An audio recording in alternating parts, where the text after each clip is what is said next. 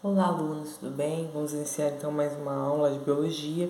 Hoje nós vamos continuar falando sobre genética e sobre os cruzamentos de Mendel, né, o pai da genética. Nós vimos então sobre a primeira lei de Mendel, né, que começou com o cruzamento lá das ervilhas. Depois eu mandei um vídeo para vocês explicando sobre a herança sanguínea, né, que também entra nessa APC agora de maio para vocês fazerem resolução de exercícios. Entretanto, eu já havia explicado naquele vídeo, né, como já estava bem amplo falando sobre a herança sanguínea. Nós vamos comentar aqui apenas sobre o cruzamento, então, da segunda lei de Mendel. Bom, os cruzamentos controlados de Mendel. Uma ervilha rugosa ou lisa é uma ervilha amarela e rugosa ou lisa é uma ervilha rugosa, é verde ou amarela? É uma ervilha lisa, é amarela ou verde? Então, Mendel sabia que a cor das sementes das ervilhas, verdes ou amarelas, e o formato das sementes eram características independentes que poderiam ser transmitidas para gerações seguintes, gerando indivíduos portadores de características aleatórias, isto é, existem sementes que são verdes lisas ou rugosas e existem sementes que são amarelas lisas ou rugosas. Porém, Mendel, em primeiro momento, não sabia explicar o porquê da aleatoriedade entre a cor e a forma das sementes de ervilhas, embora soubesse pelos cruzamentos feitos anteriormente que o fator hereditário dominante condiciona ervilhas amarelas e o fator hereditário recessivo condiciona ervilhas verdes, aqui representado por Vzão dominante e Vzinho por recessivo. Também sabia que o fator hereditário, Lzão dominante, condiciona ervilhas lisas, que o fator hereditário Lzinho recessivo condiciona ervilhas rugosas. Então, para a cor da semente, aí ele percebeu que a cor amarela é representada então por Vzão, Vzão, Vzão, Vzinho, a cor verde por Vzinho, Vzinho, então é recessivo, e a textura lisa, Lzão, Lzão, Lzão, Lzinho, foi determinada assim, e rugosa, Lzinho, Lzinho. Então, as características amarela e lisa são características dominantes em relação à característica verde, cor verde, e a textura rugosa. Assim, então, dando continuidade às investigações, Mendel passou a estudar a transmissão simultânea de dois caracteres ou duas características. Então, ele começou a estudar a transmissão de duas características, que é a cor e a textura das sementes em ervilhas. Então, inicialmente, ele cruzou ervilhas de sementes lisas e amarelas, puras, com ervilhas de sementes rugosas e verdes puras. E a gente tem o cruzamento, então.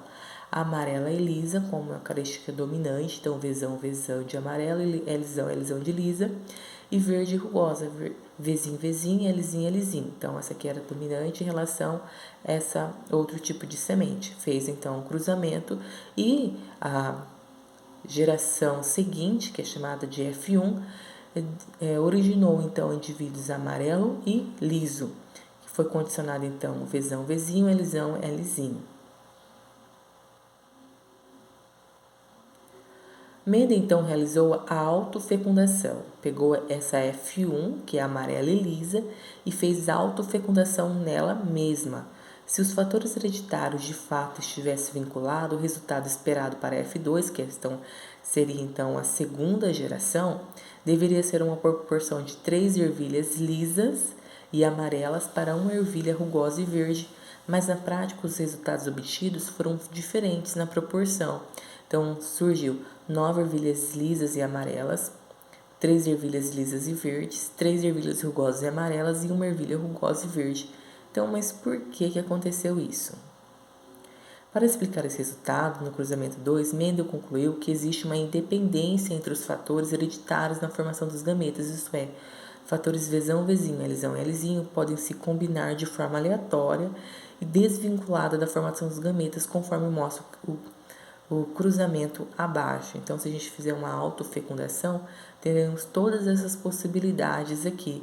E nós vamos ter 9 por 16 de amarela e lisa, 3 por 16 de amarela e rugosa, 3 por 16 de verde lisa e 1 para 16 de verde e rugosa. E a gente vai ter 4 tipos de gametas possíveis surgindo aqui dessa geração F1. tá? Bom, o enunciado da segunda lei de Mendel. Com isso, ele chegou então à conclusão que é chamada então de segunda lei de Mendel, que é a lei da segregação independente. Então, os fatores que determinam os caracteres se segregam e se distribuem nos gametas de forma independente. Então, após a realização de seus cruzamentos, ele chegou a essa conclusão, que é a segunda lei de Mendel, que é a lei da segregação independente. Os caracteres se segregam, ou seja, se distribuem nos gametas de forma independente. A segregação independente dos gametas formada por um diíbrido, que é o duplo heterozigoto. Então, a gente tem aqui azão, azinho, bezão, bezinho, e essa segregação aqui independente. Então, a gente vai ter 25% de cada caractere.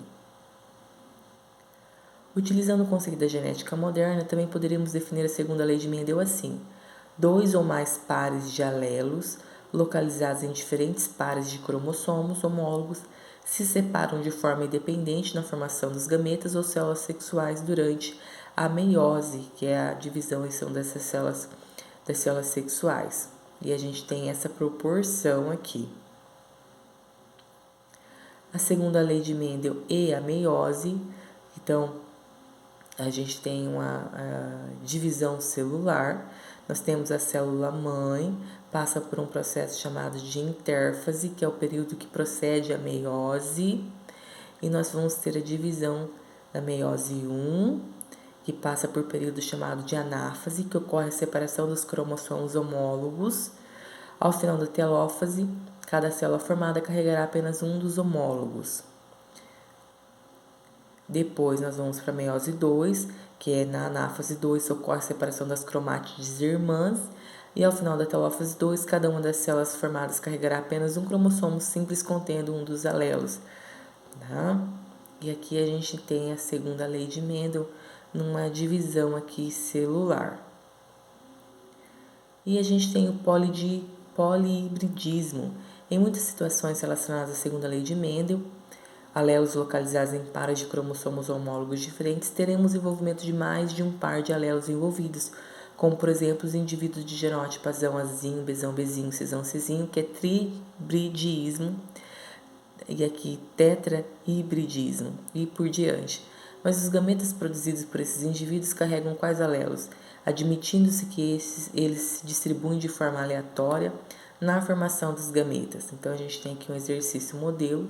Considera um indivíduo de genótipo azão, azinho, Fzão, Fzão, Rzão, Rzinho, Tzão, Tzinho, em que os pares de alelos se distribuem de forma independente. Quantos tipos de gametas com a carga genética são produzidas por esses indivíduos? Aí a gente tem aqui, temos então 8 tipos de gametas. E escreva a composição genética dos alelos de cada um dos gametas formados. E aí a gente teria então essa composição. Podemos utilizar o chamado sistema de chaves, que na verdade são combinações ramificadas e sequenciais entre os alelos envolvidos, como mostra o esquema abaixo. Tá? Aí a gente tem, por exemplo, a aplicação de segunda lei de Mendel, que são exercícios que vocês podem estar fazendo depois. A interação gênica é o padrão de herança no qual dois ou mais pares de alelos situados em cromossomos homólogos diferentes interagem para determinar certa característica. Por exemplo, a cristas de galo, tá? A gente tem diferentes tipos de crista de galo. Isso está relacionado então ao padrão de herança pela interação gênica, ok? E herança quantitativa é um tipo de interação genética caracterizada pela variação contínua de fenótipos devido a um grupo de genes aditivos, representado por letras maiúsculas, que contribui igualmente com o incremento de certo atributo ao fenótipo. Por exemplo, o padrão de pigmentação da pele humana. A pele negra tem um genótipo aqui dominante, né? 4 genes aditivos são representados por letras maiúsculas. A pele morena escura, 3 genes aditivos. Pele morena moderada, 2 genes. Morena clara, 1 gene. E pele branca, nenhum gene aditivo. Então, a herança quantitativa é uma interação entre genes, caracterizada pela variação contínua de fenótipos, devido a um grupo de genes aditivos.